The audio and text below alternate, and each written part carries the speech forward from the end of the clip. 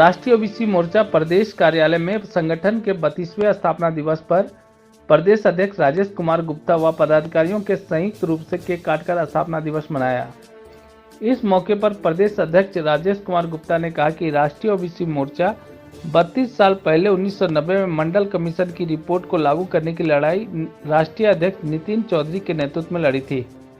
अंततः 1990 में मंडल कमीशन की रिपोर्ट संयुक्त मोर्चा की बीपी सिंह की सरकार ने इसे लागू किया था। उन्होंने कहा कि राष्ट्रीय ओबीसी मोर्चा अपने स्थापना काल से लेकर अब तक लगातार ओबीसी समुदाय के हक और अधिकार की लड़ाई लड़ती आ रही है। आइए सुनाते हैं क्या कुछ उन्होंने कहा। मोर्चा का आज 32वां स्थापना दिवस है। इस मौके पर हम सभी लोगों ने केक काटकर आज स्थापना दिवस मनाया और राष्ट्रीय ओबीसी मोर्चा के 32 वर्षों का जो कार्य है उसका हम लोग विश्लेषण कर रहे हैं।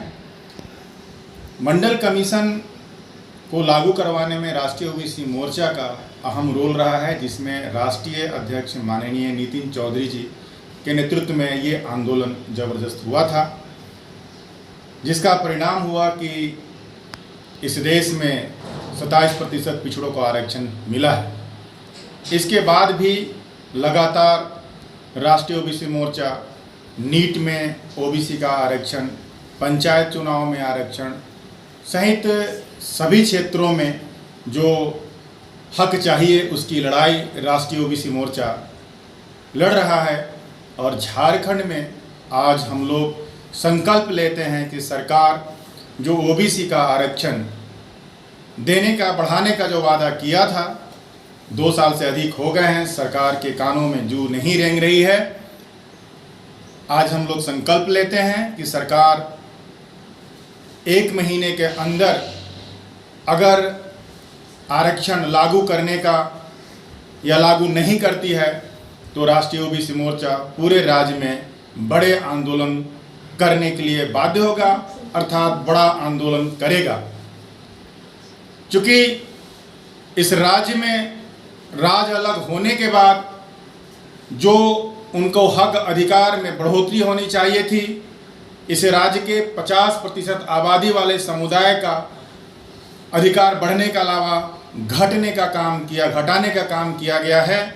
चाहे वो कोई भी दल क्यों ना हो, ओबीसी समुदाय के हक अधिकार पर उनकी बोलती बंद रहती है।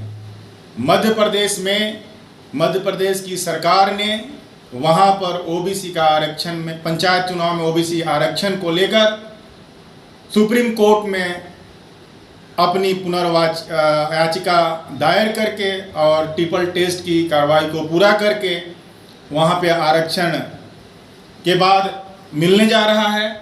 लेकिन उससे भी हम लोग संतुष्ट नहीं हैं। हमारी आबादी है, आबादी के अनुसार जो आरक्षण मिलना चाहिए, और नहीं तो जो संविधान में निहित है सबको प्रतिनिधित्व, वो प्रतिनिधित्व नहीं मिलेगा तो समझिए कि लोकतंत्र का प्राण समाप्त हो जाएगा। लोकतंत्र का प्राण प्रतिनिधित्व में ही समाहित होता है। और आज हमारे लोगों को सभी क्षेत्रों में, चाहे वो न्यायपालिका हो, कार्यपालिका हो, पत्रकारिता हो, विधायिका हो, सारे क्षेत्रों में हमारे लोगों का प्रतिनिधित्व बहुत ही कम है। तो देश को मजबूत सशक्त करने के लिए ओबीसी समुदाय के प्रतिनिधित्व को बढ़ाना ही होगा। मैं राजेश कुमार गुप्ता, प्रदेश अध्यक्ष राष्ट्रीय ओबीसी मोर्चा।